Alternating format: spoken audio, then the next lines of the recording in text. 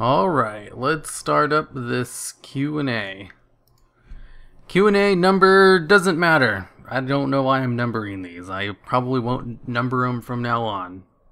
They'll still appear in the playlist. Q&A in which I just answer questions from my last one. I thought for this one, I might as well try leveling a character while I do this. So I made a high mountain Tauren. So, question number 1. I forgot why I did this. I think I saw someone else do a Q&A while they just played a game, and I was like, oh, I should try that, because I usually just put footage up in the background. And because of this, I'm still going to edit the audio for this, so you're probably going to see some jumps from where I cut out stuff.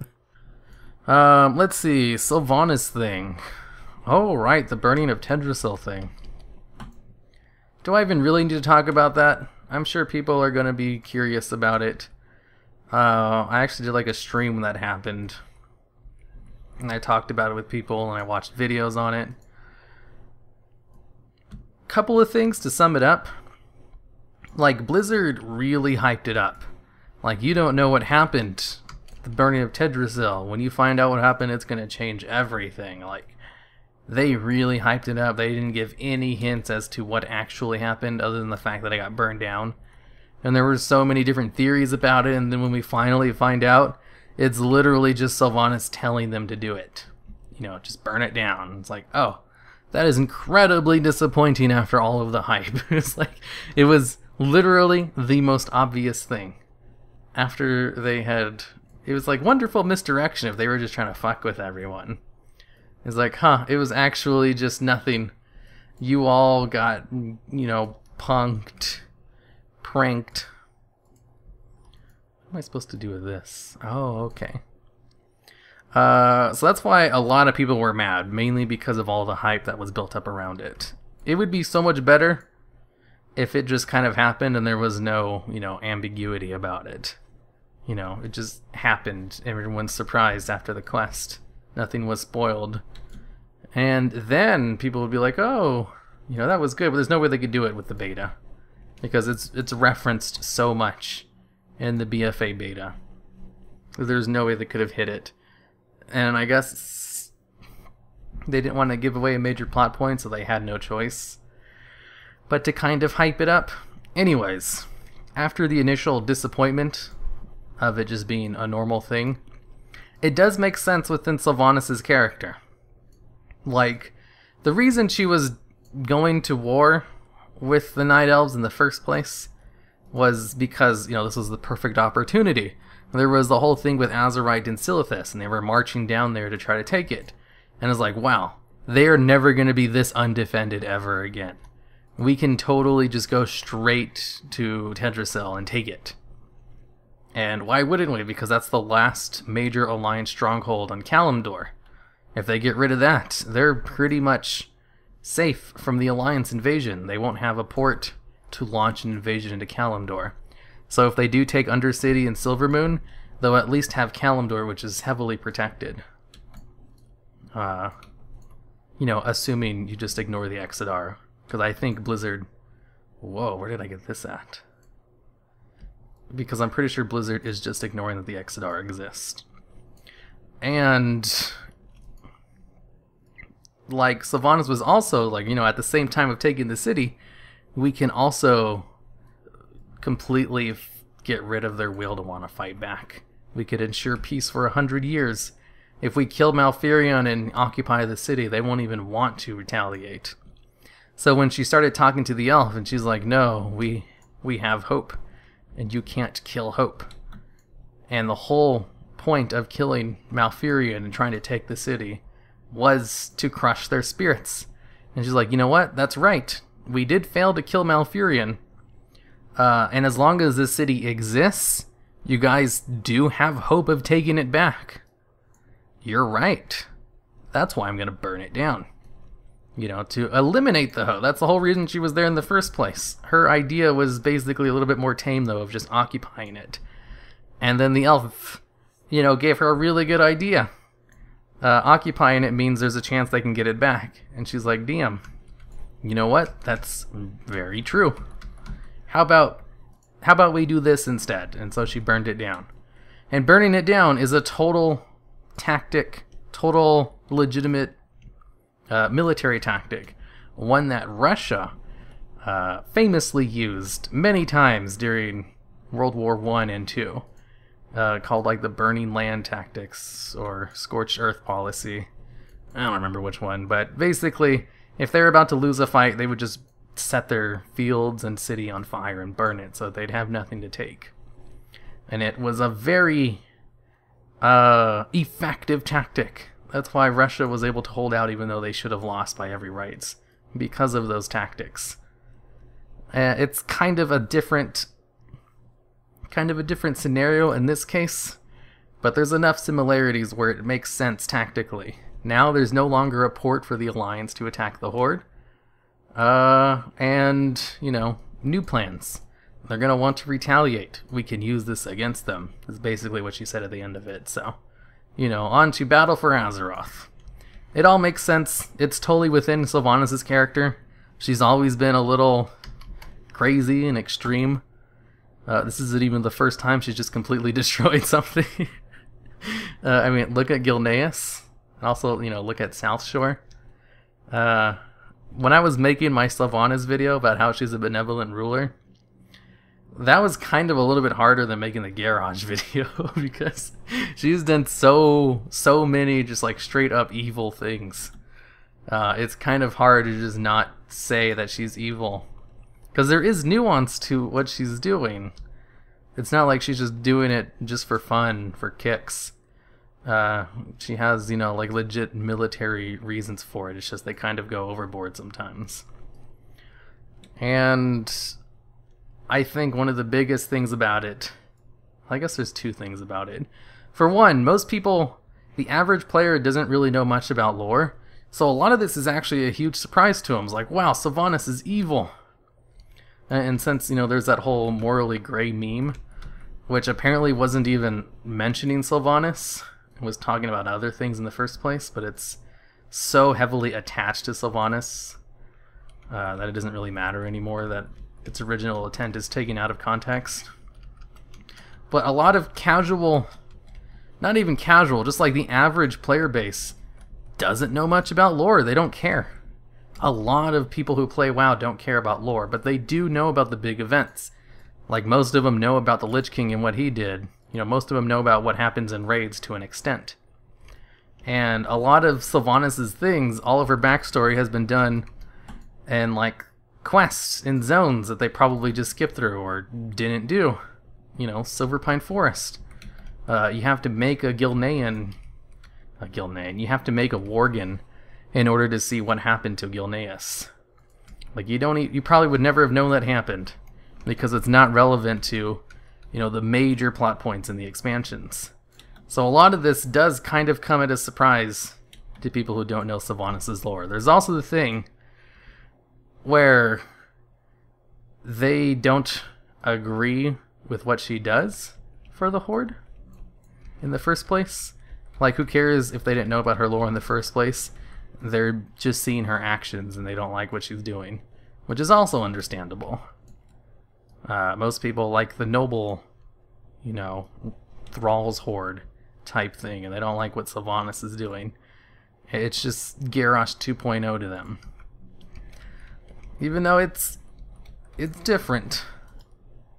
There's a lot of differences to it. So,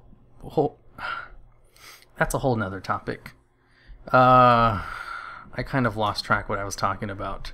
Why are people mad about it? Okay, so there's the whole thing with Sylvanas and not really knowing her character. There's the thing with not really caring about her character, and they just don't like what the actions she's doing. And there's also the whole thing that they totally hyped up what happened at the tree. And it turns out it was not really that surprising. They were promising a huge twist, and what we got was not a twist at all. It was basically exactly what everyone expected it to be. And also, they didn't do a very good job of showing, the tactical importance of it.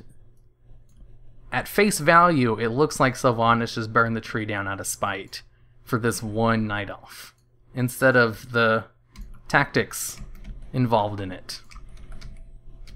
Because you really have to put it all together. Because it's not, you know, just told to you blatantly. You have to like put a whole bunch of pieces together from the quest and remember things that she said earlier. And why the fact that she was talking about hope even meant anything. She's like, oh, you're right, you guys do have hope. And that was literally a talking point she made earlier on in the quest chain. So it wasn't very obvious. You had to like put it together yourself. I love stories like that. I love it when you have to, you know, put everything together and it's not super obviously told to you. But that's also going to cause a lot of outrage because most people will never put it together. Like I didn't even put it together until I saw a whole bunch of people talk about it. And then they were the ones who mentioned it. I was like, oh yeah, you're right. I do remember that.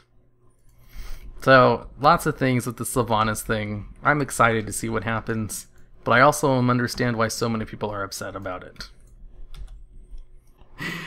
Question number 1. Is health insurance also expensive in the US? I think so. I don't remember talking about health insurance my last one, though. Maybe I was... The last one I made was like a month ago or something, and I think I was talking about my anxiety problems and how they happened as soon as I lost my health insurance. But I have health insurance now, I think.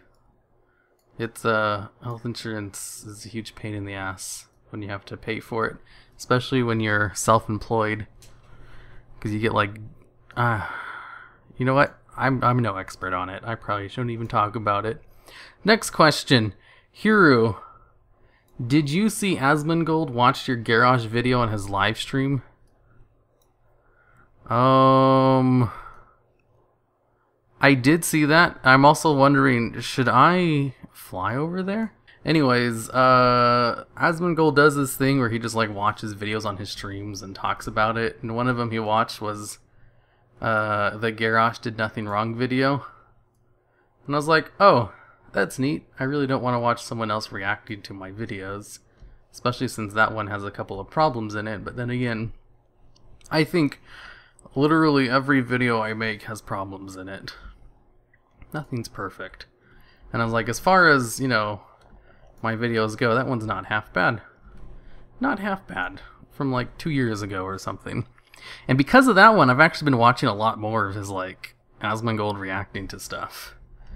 Those are... I hate to say that they're interesting videos, because I used to be so against reaction channels. But I do genuinely enjoy watching Asmongold react to things. He's a good reactor. Reactor, or whatever those are called. And then he explains himself at the end. Good stuff. I don't think he actually runs any of those React channels. Someone else does it. Let's see. I need the thing which gives me all of the flight paths instantly. Or maybe I have them already. Talk to... I need to go to Ashenvale. So let's go here. Next question. Since you watch/read anime, manga, do you read any light novels as well?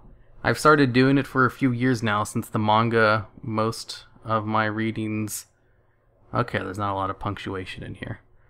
I've started doing it for a few years now, since for manga, most of my readings are ongoing series, or series that are still being actively translated. I found light novels to be quite enjoyable. Particularly isekai is all the rage now. Wow, that was really hard to read without any periods or commas.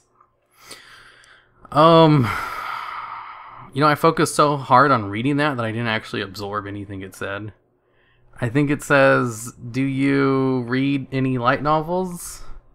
Or manga or stuff? I'll have you know, I am a huge manga reader. Like, every day before I go to bed, like as soon as it hits midnight, I have like a hard stopping point on work where I won't do anything, and I also ban myself from playing video games. And then for like the next 2 hours, it's just like my time to read stuff. So I read Like 90% of the time I read manga, but sometimes I'll read a light novel or a book if I bought one.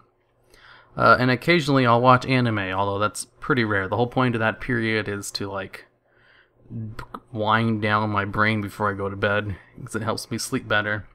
Because I love sleep. Sleep is one of my favorite things to do, so I take it seriously. And because of that, I get to read a ton. I read so much manga. I've also read all of like the Overlord light novels. Same with all of the one with Kazuma. I'm blanking on the name right now. Something Konosuba. Yeah, I read that one too. All those light novels. Basically, if there's an anime that's airing and I really like its whatchamacallit.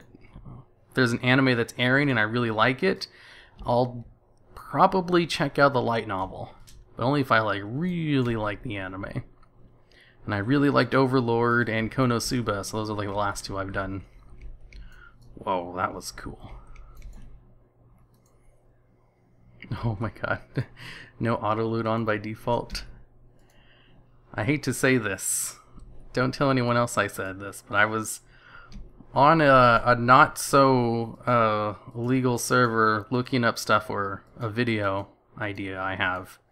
So I was leveling through the starting zones, and there is a lack of auto loot in Vanilla WoW, which surprised me. It's there in Burning Crusade, but it's not in Vanilla WoW. So having to hold shift on everything is kind of a pain in the ass. There are so many things. You know what? I'm gonna make a video about it. Let's not talk about it now. Anyways, what was... Oh, I basically answered the question. Yeah, I read a ton of manga. I think the better question is, like, which mangas do I read? Which are my favorite or whatever? So far, it's definitely Spirit Circle. That's my favorite one. Currently, right now, there's an anime airing called Planet With. Just Planet With, not, you know, it's not telling you which planet with, it's just Planet With. And it's being written by the guy who wrote Spirit Circle, and Spirit Circle is like the best thing I've ever read. It's so good. When I like rate my top 10 stories that I've ever read before or seen, it'd probably be Spirit Circle at number 1, and then the Chimera Ant arc from Hunter x Hunter at number 2. Oh, Hunter x Hunter's so good. And then I can't think of a third off the top of my head. I think that one would be a little bit more nuanced. It's just Spirit Circle and the Chimera Ant arc are both so good. They're like masterpieces. I mean, like, my favorite anime is probably The World God Only Knows, but not because it has like one of the best stories ever told. I guess that's a different kind of thing. It's like, what makes an anime enjoyable? Is it the story? Is it the character interactions? Is it a combination of all of that? Because if it is, The World God Only Knows has like a combination of a whole bunch of things that I like. Even if it doesn't technically have like one of the best stories I've ever read. But everything about it works together so well that it's one of my favorite animes. Well, and manga too, because I read that. Okay, I just noticed. I wonder if my computer's too loud for this. I heard, you know, killing stuff was harder. Everything's dying about as fast as it used to. I'm not noticing a difference. Okay, next question. That's what I keep telling my DPS friends when they ask, why do you love to heal so much?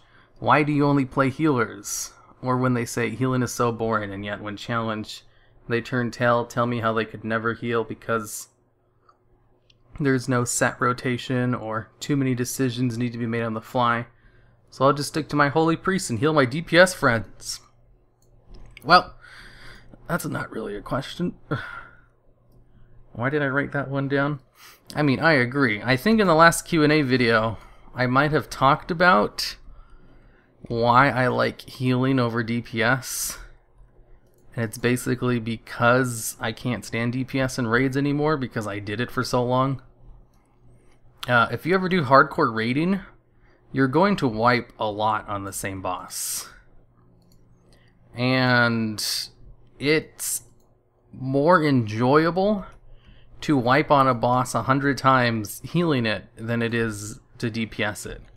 Because like after the 10th attempt, you basically have everything down. You know when to DPS, when to use your cooldowns, all that stuff, and how to do your special roll for the thing maybe.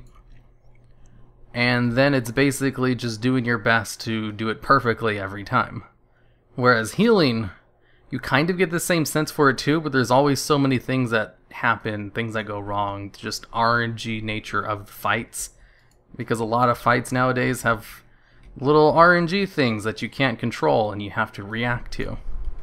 And there are also parts of the fight where you can control, so you have to prepare for it and not pop any of your cooldowns on mistakes. But sometimes, you know, people make mistakes. No one's perfect. Ghost Ball Alpha. Rescue 5 wounded defenders. Oh, I'm supposed to be healing these guys. Oh, I see, I see. And that's why healing's better than DPS. Everybody knows that. Oh, man. I was waiting for my heroic leap. Next question. What music do you like? You mentioned in your last Q&A 2 Steps from Hell, which is really good. You should try Wardruna. It's Nordic and feels like tribal music. Well, tribal music doesn't really sound like something I'd want to listen to. But I'll try it out anyway. And what other music do I listen to? I listen to basically anything. I don't really have a preferred genre. I just kind of like 2 Steps from Hell, but that's not my favorite.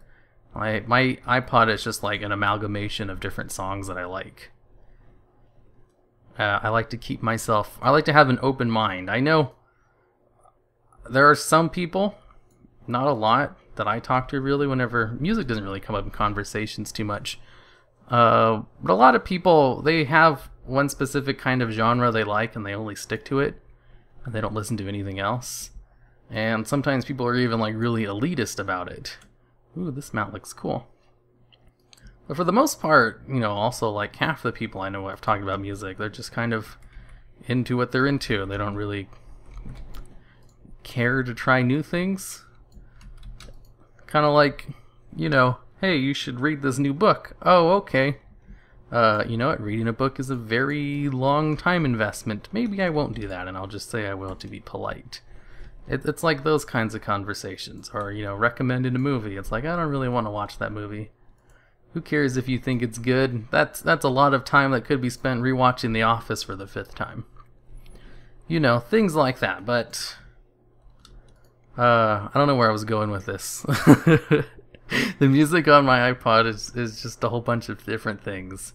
I have like different playlists for like when I go to the gym. I put on my running music playlist, which is just full of high intensity stuff, and then I have a different iPod which has a lot more relaxed songs on it that I listen to while I'm like writing scripts and things.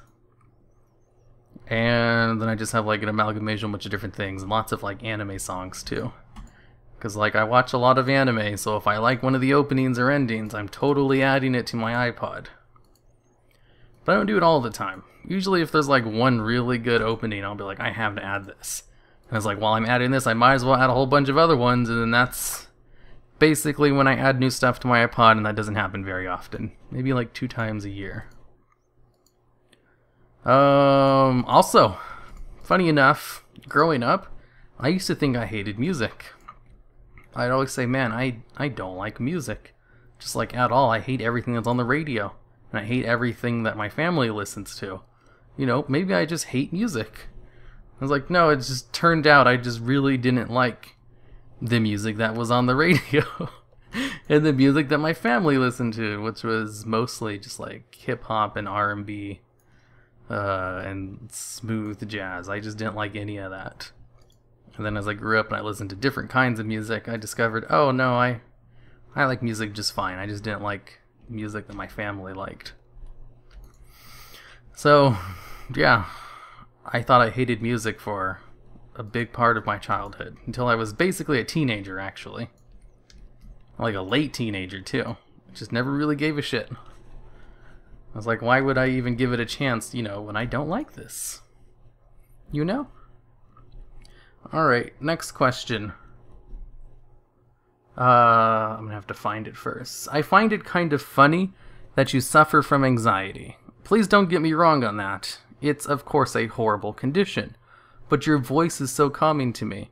I think you can really benefit from your voice, so my question, would you do pure audio stuff on YouTube? Like reading some fan fiction, not the dirty type, or maybe some lore stuff? Greetings from Germany, love your content. This one seems kind of like twofold. First up, it's funny that you suffer from anxiety. I understand that, not like in the, haha, you suffer from anxiety, you piece of garbage. Kill Captain... Isn't this quest like notoriously bugged where it doesn't actually show up here? And he's actually like somewhere else. Not notoriously bugged, notoriously like incorrect, where it tells you to go here, but it's actually over here. But I did that. I gave him the thing. Was I supposed to follow it? I don't know. Anyways, the whole anxiety thing. I had lots of medical anxiety. To the point where... Because I had a whole bunch of things happen to me, like back to back, which made me just like really freak out about the minorest things. Like, oh no, my back hurts a little bit. Probably cancer, because I read online that someone, their friend went to the hospital because they had lower back issues, and you know what? They were dead a couple months later. It's like, why would that not happen to me?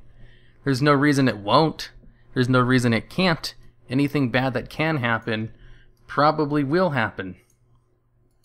So obviously I have cancer.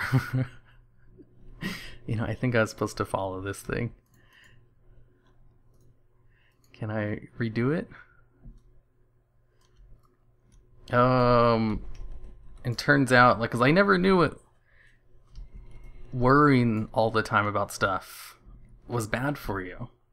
Which I kind of did know to an extent. I did go to college for psychology. Like, I know how stress can affect the body and all that kinds of things, but it just never really occurred to me that I was stressed. I just thought, I have reasonable worries about my body because I've had a whole bunch of health scares happen back to back. This is reasonable. I'm not being unreasonably stressed about things. And then it just kind of like carried over to other parts of my life without me really realizing it. Cowardly issuing orders to his underlings. Okay, so now I can go over there. And then it was like also compounded by the fact that I worked all the time. Which kind of also stressed me out, but like in a different way. I'm trying to think of a better word to describe what my body feels when I work too much, because calling it stress makes it seem, like the textbook definition of stress, where you're worried about it, or, you just can't wait. You're stressed out, but that's not really what it is. My body feels the symptoms of stress. But it's not really extreme. It's like very minor. And it's just because my body had an overload of stress from medical anxiety. Ooh, I should run away from that. It would overreact to minor amounts of stress because people have stress in their everyday lives from just doing normal things. And since I worked all the time, I never took a day off, and I basically worked as soon as I woke up until midnight. It was too much for my stress-fueled body, so I had to take a whole bunch of preventative measures to fix it. And I was even going through this thing. I had to go to the hospital 2 times because of 2 different stress disorders. One of them, which I probably explained in my last Q&A. But I should get back to doing these, as if you guys haven't actually watched all my other ones. The first one was just my neck was closing up, and I constantly had pressure on it. And my throat was always closing in. I was like, this probably isn't good. My jaw, my torso, and my neck are constantly tensed. It's probably not supposed to be like that. I went to the doctor and they said it was general anxiety disorder. And I was like, oh, so I just gotta relax, ice it, put heat on it, and it fixed itself. And then it happened again, but this time I was like, whatchamacallit? I was going numb. Like, parts of the left side of my body were going numb. And of course that was freaking me out because I was like, oh no, I probably had a stroke or something, or a vitamin deficiency, which is what I thought it was. And so I also didn't have health insurance, and then I finally just decided to just foot the bill out of pocket, and it ended up not being that expensive at all. It was only like $100 visit. And they told me, it's probably anxiety. And if it's not, you're probably going to have to get like a schedule with a neurologist. And I felt better like that day, because I was like, oh, it's probably just anxiety again. Oh, well, that's a relief. I didn't even know this could be an anxiety symptom. So I took even more preventative measures to chill out. And I'm still doing that. That's also why I joined the gym. I also decided to just go outside more often, because sure, I was relaxing and I was taking weekends off, but I was still staying inside for basically every day. So to add to that, I basically just also decided to go outside. So like, I go out shopping more often. I joined a gym so I can go outside every day. A gym basically just to have an excuse to leave the house and go somewhere for a bit. And also I get to work out. I was planning on just like buying an elliptical anyway. But I was like, you know what? Kill two birds with one stone. I can go work out and have a way to leave the house. And that's been helping a lot. So that's kind of a way to explain why I'm stressed out.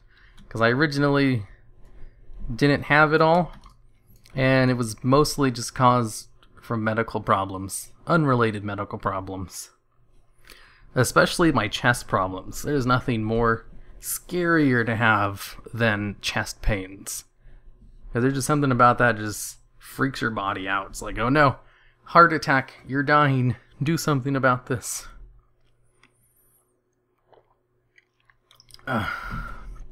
Okay. Freshly cut wood. I don't see any freshly cut wood. I should have picked a leveling area that I'm familiar with. It says there should be freshly cut wood in this area, and I don't see anything. Am I supposed to just talk to these guys to get it? Yep, looks like it. I should probably just follow Zygor. And what else was this question saying? Your voice, you should do pure audio stuff. I do something like that for... Whoa, what the hell? Totally overshot that. I do pure audio stuff as like one of my Patreon rewards. Oh, is he dead? Oh, I wasn't expecting that to happen. One of my Patreon rewards that I do once a week is I'll go to a Wowpedia page and just kind of read the lore of a random obscure character. And then talk about the character afterwards. It's a fun little thing. I also put like sound effects and music in it for a pure audio experience. I also tried a channel where I just read Ask Reddit threads, and there were a lot of problems with that, and the fact that in order to do audio stuff, I need to edit the audio. I can't just read something without making mistakes. If you've ever watched my videos, you'll notice I make mistakes even when I do edit it. And I make a lot more mistakes while I'm reading things just because, it's... Have you ever read, passages in front of a class when you're doing like the round robin thing? I never really had a problem with it because reading was always one of my strong points. I always just tested out of reading in high school and stuff. But when you're reading for a script and everything, you're just gonna make mistakes. It's natural. Everyone does it. That's why, you know, even people who give public speeches have to practice it first. No one ever just goes up and just does it dry unless they're like a supernatural at it. So you have to do some kind of editing for it. And that would take too long. I'd rather spend that time doing something more worth my time. Because I only have so much time in the day, and I already don't have enough time to make the videos I do already. And that's why I hire an editor. Like, I'm not against the idea to bring it back around of doing audio stuff, because I do like a little audio thing as a Patreon reward. But I probably won't do it outside of that, just because it's too time consuming. I can't do it all in one shot. It would require editing, and editing requires rendering, and all of that is just too much effort for time that could be spent doing something else. I have to budget my time, because I can't just work forever anymore. I have a set time where I work, and then I don't work on the weekends. And I have things to get done, deadlines to do, scripts to get out. Next question. Since you like anime manga, have you considered getting some Figmas/Nendroids? What's a Figma? You mean figures? Or is Figma something else? I have considered it. And I considered not to do it. Mainly because Nendroids look stupid. And I don't like to buy physical things if I can avoid it. I'm very minimalistic. Because when I was smaller, I used to be... I guess that's kind of a small little story. You see, I grew up in extreme poverty, but there were a couple of times where we had a house and stuff. And I remember one time we had to move out of the house because it got like foreclosed upon because my mom was a drug addict and probably didn't pay the bank or something. So we just had to leave, and my mom just told us we were going to our grandparents. And we used to go to our grandparents all the time. So this didn't ring any bells. So I just brought like the normal stuff. I got like a little trash bag, and I put like enough clothes for the day and maybe a toy or two. And that was the last I ever saw of any of my stuff. So I lost everything because we never got it back. And then, like a year or two later, we got more stuff. You know, I had a birthday and Christmas. More things. And then we went over to our mom's for like to spend time with her during the summer because we were living with our grandparents. So I was like, oh, this will be fun. We're going to stay the whole time. I'm going to bring all my toys and stuff. And then we ended up leaving them at like one of her druggy boyfriend's place, and I never saw any of that stuff again. So I lost everything I owned again. And because of those two things, it's like I lost all my toys. I really like them. And also my Game Boy Color with my Pokemon games. I was like, I don't even know how my mom was able to afford one of those things, but she did. I had Pokemon on it, and I was so sad to lose it.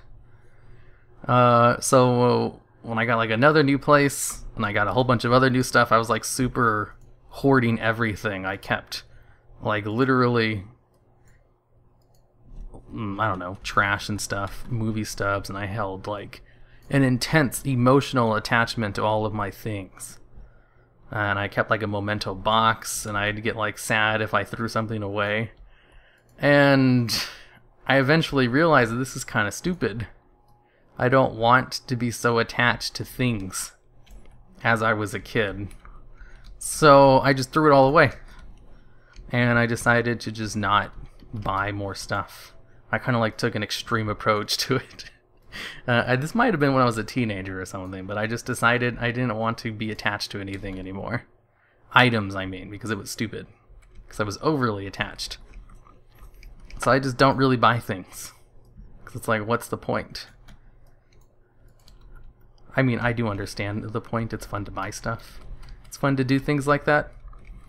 But for the longest time, I just didn't buy anything. because I was basically traumatized from losing all my stuff, and then I overcompensated, and then I overcompensated for the overcompensation, so I don't really buy anything. But lately, you know, in my outings when I go out just to the store just to get out of the house, I've been buying Yu-Gi-Oh cards a lot. I don't have any plans to use them. I usually just like buy things for the house that we need or need replacements for, or just things I think are cool looking. And Nendroids and those things, I just keep thinking, like, where would I even put those? And what would be the point of having them? I don't have anything else in my room. It's just barren. I do have a map of the United States hanging up in my room, because I got it as a Christmas gift when I was a teenager or something. And I kind of just felt obligated to hang it up, and then I just kind of got used to it being hung up. And then I also bought this wall print of like Vegeta and Goku locked in their battle with the Kamehameha and the Gallic gun. And just because I think it looks cool. It's really small though. And that's hanging up next to the map. And that's all I have. Everything else is kind of barren. Besides the many desktop toys I buy. I buy lots of like fidget toys, things for the desk, because those are cool. So I guess I do buy things now. But probably wouldn't buy figurines or anything, because I don't like to collect stuff. I like to make sure I don't have anything. I like to have a super minimalistic thing, because I also... Another reason for it, when I was a teenager, I hated living with my mom. She was crazy. Probably from all of her years of drug abuse and, you know, taking a couple of blows to the head. And so I had planned on moving out the instant I turned 18. And because I was going to move out, I didn't want to have too much stuff. So I also just cut back because of that. And I just never stopped. I was like, I wasn't already not buying anything. And I just had even more reason not to buy more stuff.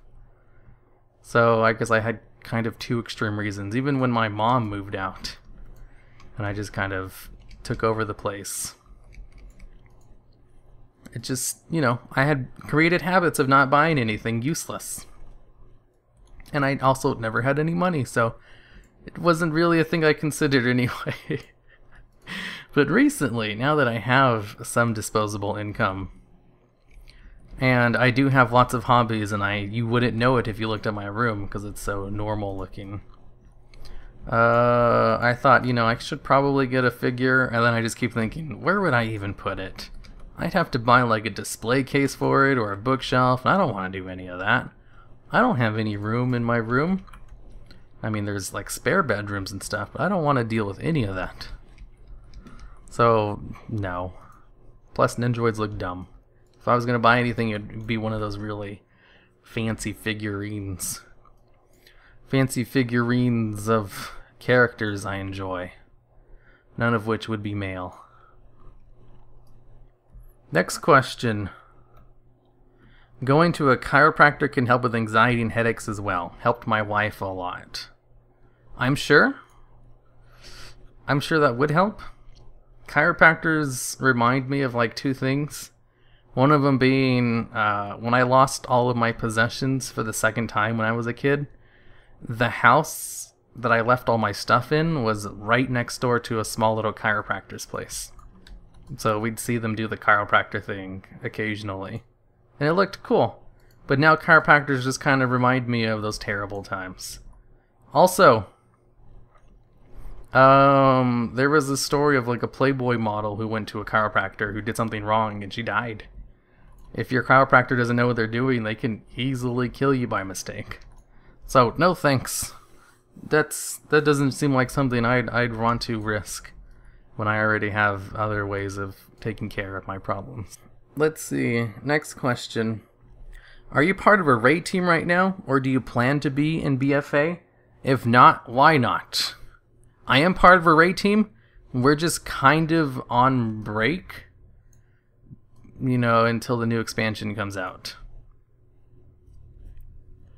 And we usually just clear heroic, because you need 20 people for mythic, and we don't have 20 people. And it's really hard to recruit for a casual raid team. Too bad. Really wish you could do mythics with 10 people. That would be ideal. But it looks like they're sticking to 20 people, which is so sad. Which means I'll probably never do hardcore raids again. Except when I do help out. I have like a friend who's in a mythic raid guild. And she sometimes asks to fill in for healing if they need someone. So I usually do a couple of mythic fights every tier. It's just not hardcore. Oh, like I used to back in the day. I am finished. Really? Nothing even happened. Didn't you know we already took care of all of these guys here? Break the splinter tree. Tell him I am ready. Okay. Time to get back on. Do I have to do anything on this thing? To splinter tree. Do you think the epic battleground AV is anywhere close to vanilla AV? I think it is because bonus objectives can actually impact and people have to think more. Epic battleground AV? Did they add stuff to it? You know, when I wrote down this question, I think I might have just glossed over it. Did they do something new with epic battlegrounds? Because I don't think they did. I'm pretty sure they just put AV into its own bracket. I'm gonna have to check that out. I haven't actually tried because I play Horde mostly, and Horde always loses AV and Isle of Conquest, so there is no reason for me to ever queue for epic battlegrounds. But if they're adding bonus objectives to it, I kind of want to check that out. So I can't really answer your question until I look at that. Let's see. This is the first I've heard of it, though, so that's probably not what's happening in there as well. Are you... videos like this make me wonder how you have a sponsor button. I think I put this in here. You get a sponsor button if you have 100,000 subscribers, I think.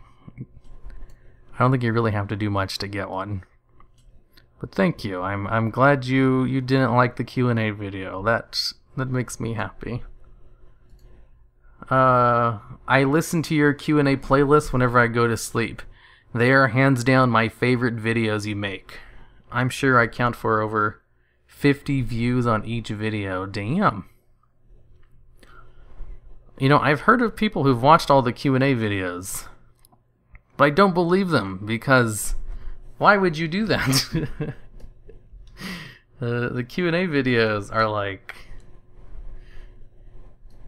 they're just me being like super narcissistic and talking about myself. Not much of a question this time as a comment. I have been watching your Q&As for a long time. They make for perfect background noise. Anyway, one of my favorite segments was when you would tell stories about your past. Anyway, insert cliche keep up the good work ending sentence here. Why thank you. Tales about my past. I did write something down about this. Personal story. Oh, looks like I have other things to talk about first. Well, that's all the questions. I'll tell a story from my past after I talk about these other things. Let's see here. Yu-Gi-Oh! Channel is doing well. Oh, recently.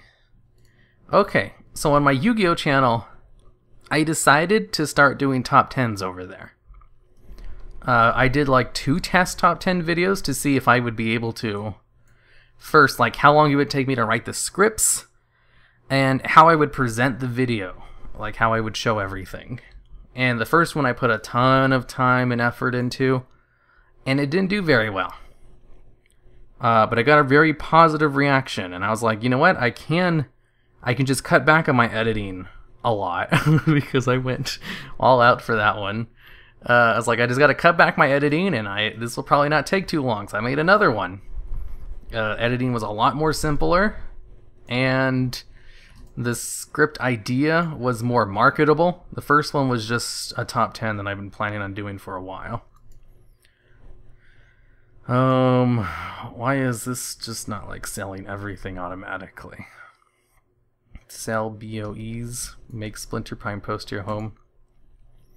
Anyways, the second one I made did very well. And I was like, okay, so there's probably a little market for it here. A small little market.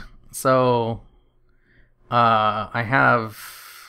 It still took kind of a long time. I think it took me like 5 to 6 hours to make the second one, even though I cut back on the editing. Just because I was still figuring things out. And then I got an editor. The editor doesn't actually play Yu-Gi-Oh! So when I make the script, I have to like tell him which cards to put in which places. And then, since the editing is so simple, it's just really time consuming. I just told him how to do it and model it after the second video I made. And it's been doing like really well. I remember last week I put out one of those top 10s for my Yu-Gi-Oh! Channel. On the same day I put out the Stun Rogue video.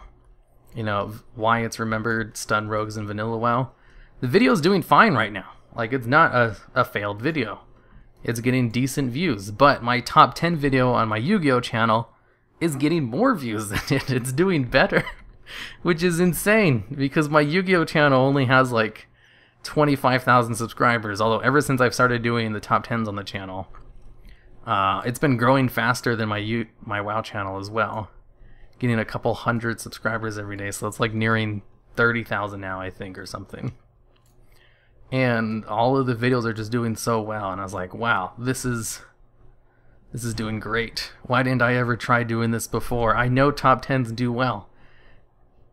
Like, that's how I built the channel. Why did it never occur to me to try this on the Yu-Gi-Oh! Side of YouTube? And the reason for that is because I didn't think there was a market for it. I thought the Yu-Gi-Oh! Side of YouTube was too small to really care about that kind of stuff. I just kept the channel up for fun. Oh, and man, those videos are doing well. It's kind of making me think, like, what if I just did nothing but Yu-Gi-Oh! WoW top 10s?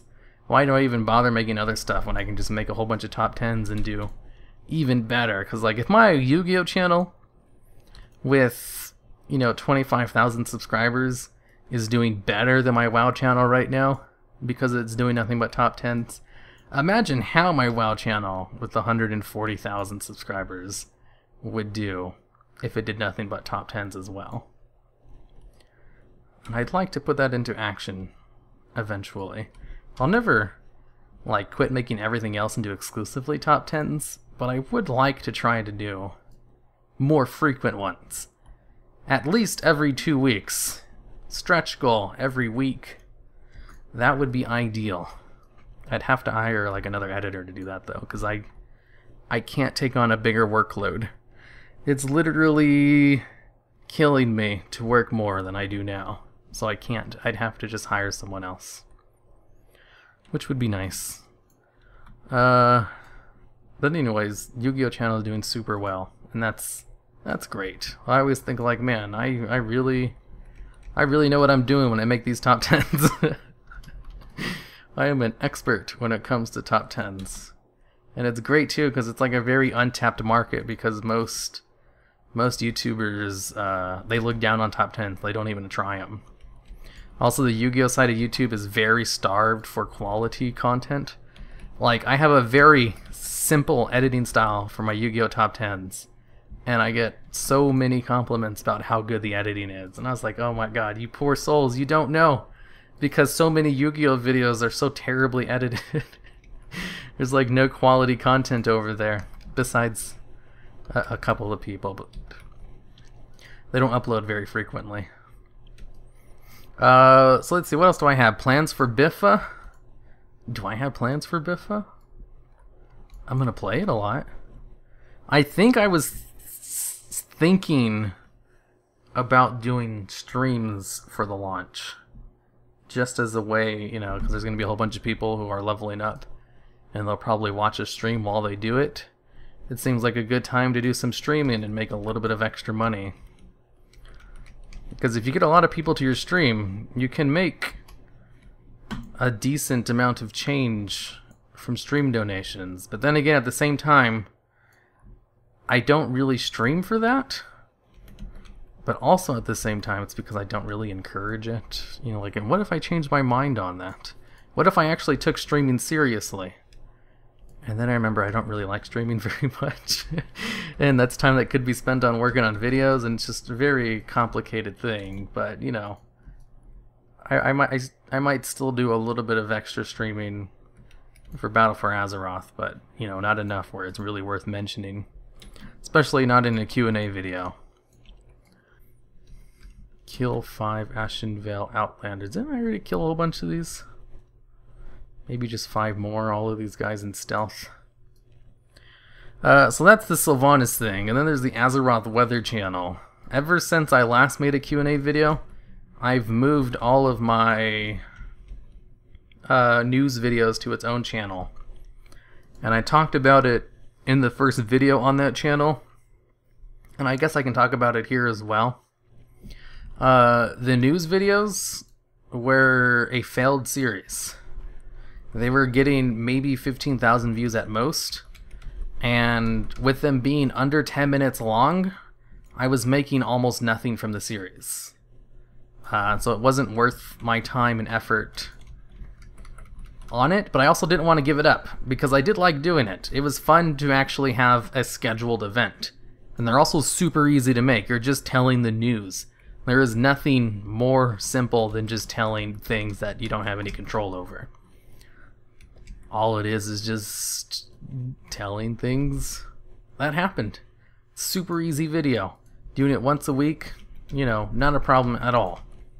Because most of the hardest parts about making a video is writing the script. Because it's really hard to find an interesting... Well, I have like a million topics. It's just kind of hard to research them. And it takes a lot of brain power. And after I write a script, I never want to write a script again. Because of all the research that goes into it. And it's so nice to have something easy like that to do. And also, I've met some nice people from the YouTuber shoutouts I did at the end. And there's some people who really like it. And I was like, you know what? I'll just keep doing it even though it's not making me money. Because I kind of like to do it. So I'll just move it to a new channel, because it's also the whole fact that it's easy to make and came out once a week, and all my other videos came out once a week. If you looked at my watch page on my channel, like if a new subscriber came because of one of my highly edited videos, looked at the watch page, was like, oh, I like this video, and then they see that every other video is a news video that has like no views, that might turn them off from subscribing to check out other things. It's like, I like that one video I watched, but I really don't want to have to ignore a video, you know, one of these crappy videos that obviously no one else is watching. So why would I watch it as well? Of course, it's not an automatic deterrent. Not everyone does that, but the fact, you know, that it would make some people think that at all. I don't want anything negative to be on the channel to just detract people, to get them away. That's poor business tactics. And also, there's the whole analytics thing, where if you have a series on your channel that doesn't do very well, you know, they'll say like, oh, you put out this video and wow, you know, less than 10% of your subscribers watched it. You know, maybe we should stop suggesting your videos as much. And I get about half of my total views every month from the suggested video, so I need that feature. It is like a huge source of my views.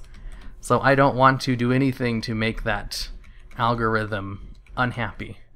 It wasn't totally killing it. I was still doing fine. But, you know, those two things put together on top of a series that was already failed and not making me any money.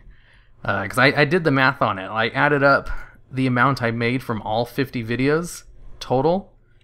And I compared it to one of my top 10s. And I made less than half. With 50 videos compared to one video. You can't get any more failed than that. Man, that's crazy. Like, not even the exact same amount. It was literally less than half of the amount I made from one video. One of my actual popular videos. I killed 5 outrunners, didn't I? I need to kill 5 more, but there's one right there. Oh, those are ghosts. Oh, okay. So that's why I moved it to a new channel, because I kind of like making it, even though I probably should just give up on it. And the new channel it's doing about as well as I thought it would. Which is still very mediocre. bordering on bad. Okay, so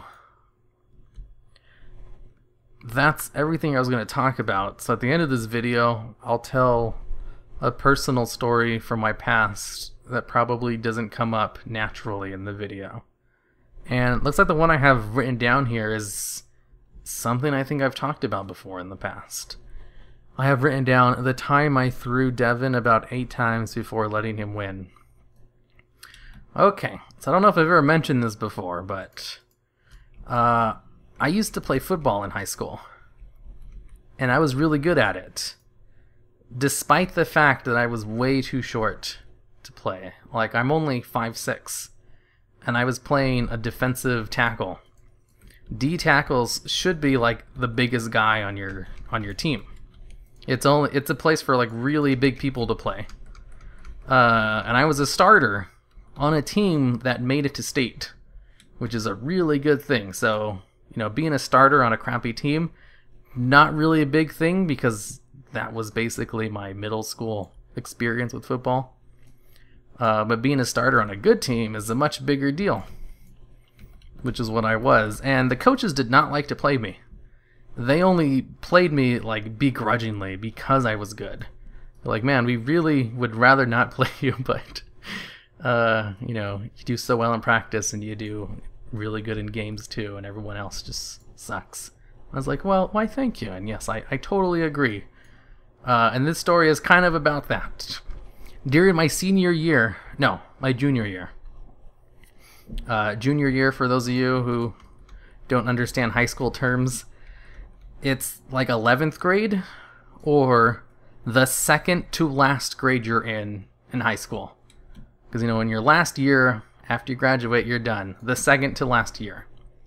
So in my second to last year in high school, I had just started doing practice a little bit late because I didn't get my physical. So they made me sit out for a couple of weeks until I got my physical, because they won't let you practice until you get the doctor signature for it. And I was kind of lazy about it, and I didn't want to do it because I don't like practice. I was just really lazy at that point, because I think that's when I finally got into World of Warcraft. I just wanted to go home and play WoW. I didn't want to do football practice anymore. But I finally got it, and I could participate in practice again. I didn't really give a shit. It was so, well, I wouldn't say boring. It's just I'd rather have been at home playing WoW. Anyways, it was my first day back at practice. Everyone else had like 2 weeks of practice on me. It was my first day back in like shoulders and stuff. And he's like, okay, everyone, we're going to go do a drill. And we're going to do like pass rushing drills. So this drill in football, it's basically the linemen try to stop you from getting to the quarterback who's going to throw a ball. But it's just a drill, so the coach just stands back there and, you know, the people line up and you just have to try to get past the defender. And the guy I was going against was a starter tackle on the varsity team. A tackle, for those of you who don't know, I don't know if I should really explain everything about football. Tackle is usually the biggest guy on your team. And they're like one of the biggest and strongest, and their whole point is basically just to block for the quarterback. They have to be really strong and really good at just blocking people. Make sure they don't tackle the quarterback. And he was a starting tackle, and he was really big and really strong. He was 6'5", and I was 5'6". There was at least a foot difference between us. And I also had a class with him, like the previous year. He was in my chemistry class. And I remember because I was the only sophomore in the class, and he was like the only football player in there. So we would talk a few times. So I knew him. And he was a nice enough guy. And I went against him. I was like, well, this is the first time I've ever gone against him in practice, because I was in JV earlier. The lower form of football. And I thought he would be good. So we went against each other. Remember, this guy, he's 6'5". He's a lot bigger than me. He was probably stronger than me. And the drill starts. He was, you know, a year older too. Everyone else was kind of paired up with people around their size and the year. And we go, and I just throw him. Like, real easily, too. And I'm the first person past, and I touch the coach. And, you know, it's like, oh, I wasn't expecting that. And the coach was like, oh, you know what, Devin? He gave him a couple of hints. He's like, you know, let's try this again. And the guy's like, yeah, okay, let's go. So we did another drill. I was like, okay, maybe, you know, I was just off the game, because a lot of the reason I was good was because I was a lot faster. I could beat people off the ball. That's like a whole nother story about how I was able to do that. Basically, I was just very athletically talented. And so we went again, and I threw him again. Really easily. There was no difference. And I got past, and I was the first person past again. And I was like, oh, huh. You know what? I think I might be just... I think he might just be bad. There's no reason I should be able to get past him this quickly. And then he's like, oh, come on, coach, we can do this again. Because usually you're only supposed to go against a person once. This was like a special exception where we went 2 times in a row. He's like, okay, and they give him more hints. He's like, okay, you got it this time, Devin. It's like, shouldn't I be getting the pep talk in this, you know, situation, since he's older and obviously much bigger than I am? But whatever. You know, it's my first day back in practice. I don't want to draw too much attention to myself. And then we go again. And I get past him just as easily the first 2 times. And then he starts getting like really mad, and he starts, you know, yelling and howling, because the football players would do that sometimes, you know, to pump themselves up. I never got it, but you know, whatever works for them, you know? And he started making a big deal about it, and the coach was like, come on, we got this. I don't think his name was really Devin. I'm just saying that, you know, but it was something, you know, come on, Devin, or whatever his name was. You got it this time. You just gotta, you know, put your back into it, blah, blah, blah. I was like, yeah, okay, come on, we got this. I was even kind of rooting for Devin a little bit. I was like, maybe I just got really lucky or something, and then we go for a 4th time, and I get past him, and I throw him again, just as easily as the first 3 times. And then he gets up, he's like, oh, again, and then this time we're starting to get a crowd of people around us. He's like, come on, let's go again, Devin. And then other people from the other, like, things are coming over to us too, because everybody's making so much noise and they're trying to see what happened. I was like, oh my god. I kind of like this guy, and I feel so bad for him. So we go for a 5th time, and I throw him just as easily again. And then he gets back up, and he makes even more noise, and people are clapping for him, and then we have this huge crowd around us, and we go for a 6th time, and then I throw him again. Real easily, because he's bad. And then he gets back up. He's like, oh, again. Everyone's like, come on, you can do it. I was like, oh, this is so embarrassing. So we go again, and it's just the 2 of us at this point. No one else is doing the drill. And then for the 7th one, I go, and I basically just like, ah, you're so strong. And I totally just faked it. I let him win. I couldn't do it, and then he knocked me on my back, and then everyone cheered. I was like, oh, thank God that's over. So that was the time I threw one of my seniors, you know, like 6 or 7 times in a row before I finally just let him win out of pity. Because I didn't want to keep going. There was no way he was ever going to beat me. He was just not good. And I felt so bad because I liked him too. Like, if I hadn't liked him, you know, had a class with him before, I probably would have not have let him win and just kept throwing him until he gave up. But because he did, I was nice and threw him a ball, and I was like, oh, you got me. Good job. You know, it probably doesn't help very much because I'm so much smaller than you.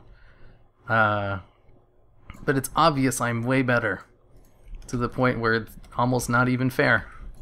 Because there was no way you would ever beat me if we went 100 times. Because he was just that bad. And yeah, I felt sorry for him. He was a starter too. I don't know how he was able to block anyone, honestly, with just how easily I got past him. But that just might be more of a testament of just how good I was and probably not how bad he was. Maybe he was perfectly mediocre. and I was just so much better than him that it kind of dwarfed that. But that's not the case, because even perfectly normal people could block me sometimes. But then I remember in most games, I was always double or triple teamed, so I never really got too many one-on-ones. So I don't know. He was definitely the easiest guy I've ever gone against before. Well, that's not true. There's some people who are just so embarrassingly awful. I actually have some stories about that too. You know, that reminds me of this one guy called... Well, I'm not going to use his real name. Let's just call him M for short. And he was the worst player I've ever seen. He had no athletic talent at all. And he was also like one of the funniest guys I've ever met. He was great. I'm sad that he only played for 1 year, but he was so awful. And I have some stories about that. Like when we played track, he lost to someone who was mentally challenged on the other player's team. He was basically on there as like, you know, to make him feel involved because he wanted to play sports on their team. So they put him in and they clapped for him after he threw every time, and he lost to him. M lost to the mentally handicapped person on the other player's team. And that was just the funniest thing I've ever seen. At least Devin was better than that. Okay, so that's it. That's basically me just bragging about how good I was. But that one story, God, that was like out of, you know, a movie or something. You know, someone who's trying over and over again, except in this case, I was the person who, you know, should have been the person they would root for in those kinds of movies.